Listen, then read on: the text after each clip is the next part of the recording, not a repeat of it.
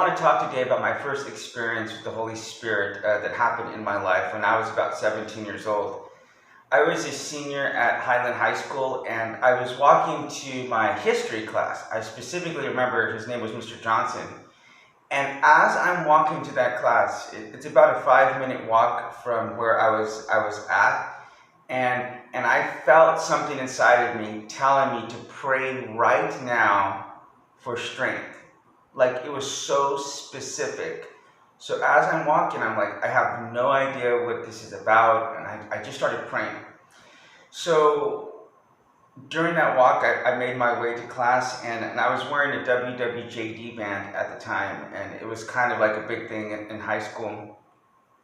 And as I got into class, I saw this really big boy, and he was like harassing another smaller guy. And I remember probably at least 10 times, I would say, in the course of being in middle school and in elementary, I was able to diffuse fights just by talking to the guys and trying to get them to reason through like why it wasn't a good thing for them to fight. So I thought I'd try that this time, and I started talking to the big guy because he was clearly the aggressor, and the other guy didn't seem like he wanted to fight at all. So I tried to talk to him, and the next thing you know it, this guy gets so angry. He literally gets up and tosses his desk, like he throws his desk. And he comes over to me, and he's like standing over me, and like I could see this guy, he's like breathing in deeply, and this guy is probably around 6 feet tall. So I'm sitting down, and I'm only around 5'2" or 3" at the time, and so this guy's got like a good 10 inches on me. So as he's right there, his growing area is like right by my face. And I'm thinking, this guy is going to beat the heck out of me. I have one chance right now, and that's just to catch him off guard and hit him right where it hurts. And I remember just something happened to where I just got up and I ran like to the front of the desk, to the front of the classroom. And I think any other day I would have punched that dude right. I just would have, because there's no way I would have been able to take that dude. He was just so big.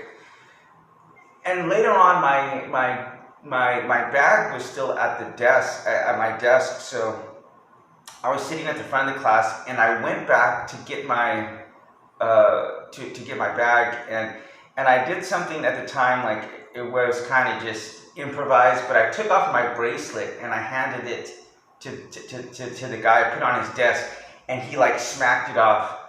And probably one of the most amazing things I think I'd experienced for a while in my life was probably about 2 weeks later, I remember seeing it with him. I remember seeing it on his wrist, and I got to talk to him a little bit earlier, and he was telling me later that he was telling me that he was living with his grandparents because, his parents were divorced. And I can't remember if he told me this at the time, but he definitely told me later on that his mother wound up committing suicide.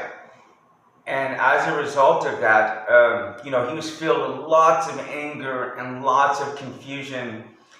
And he had acted out so many times in fighting people and like externalizing the pain and the hatred and everything that was just eating him alive. I mean, now just thinking about it now in retrospect, it gives me so much more like compassion and understanding, because at the time I was really upset that what had happened, because here I was trying to prevent him from hurting himself and hurting someone else, and he took it out on me. And I remember thinking, like, what's wrong with this guy? Like, you should really be grateful. And I think really, if you're in a good space in your mind, and mind you, he was 16 years old at this time, so you really can't put much judgment, especially now as a 40-year-old man. I can't think I can't project what I've learned over the last 20 years.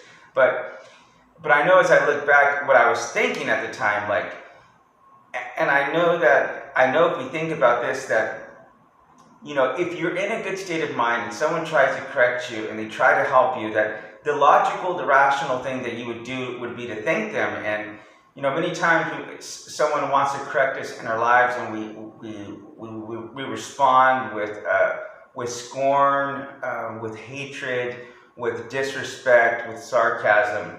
I know I've done it a million times, and I've had it done a million times to me. But the point is that this guy, and later on, I connected with him probably just within the last 2 or 3 months, and he started telling me more about, like, also his brother committing suicide and just how much he struggled in life. And he told me, he was like, he was, he apologized, but he was telling me, he said, "You killed me with love." And I think if we're going to kill people, if we're going to attack people, if we're going to hurt people, let's hurt them with love. Like, let's hurt them, let's pierce them to the core and pierce through whatever's going on in their life.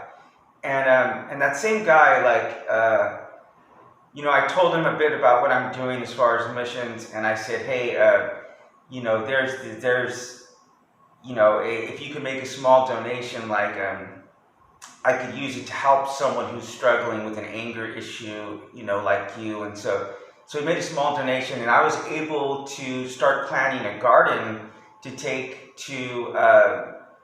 flowers to children of a children's hospital that's right next to where we are. And I told him about this young guy who was, like, really distracted in class. And one day I'd gotten, like, angry at him, and I kind of, like, humiliated him in front of people, in front of the students. I was like, "Oh yeah, this guy's not paying attention, da da da da da." And the principal had overheard me, and she came to me afterwards, and she's like, "Yeah, this boy is, like, his parents are going through a divorce right now, and he's a little bit on the overweight side, and some of the kids are ridiculing him, and so he has, like, a low self-esteem." So I put him basically in charge of this flower project, and I've been seeing so many improvements in him. It's just been amazing. But I really wish I could say this guy's name, but let's just call him Jay. That's definitely the first letter of his name. But I can't even put into words to tell you the difference that I see in this guy. Like, he's so changed his life and turned his life around. It's mind-boggling to me that he could take that pain, that despair, that darkness in his life, and he turned it around. And so he's in a job where he's able to help people now, and I think when you have a background like that, it gives you an understanding, and it gives you a passion for people who are still hurting.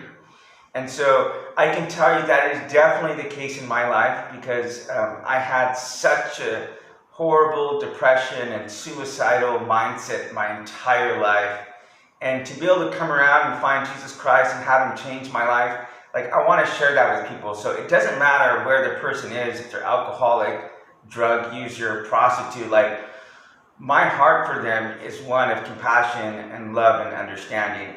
And I think when people are in those situations, if you can show them love despite where they are, that's what they need. Like, that's really what they need. They don't need more condemnation. They already feel so low enough about themselves. And also, too, I do want to say this, is that I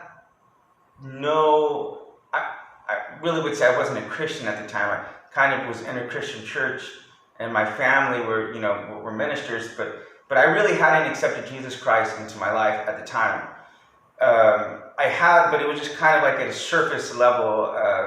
I didn't accept Jesus Christ till I was 32 years old, but I have learned now that the Holy Spirit, like, doesn't need to say, "Hey, you go and do this." Like, the Holy Spirit convicts us to do certain things, and it gives us enlightenment He gives us enlightenment about situations. And so if we're sensitive to that inner voice that's telling us to do things, or to sometimes just shut our mouths, to not say something that we want to say, I think if we're sensitive to that, then God's always trying to speak to us every day.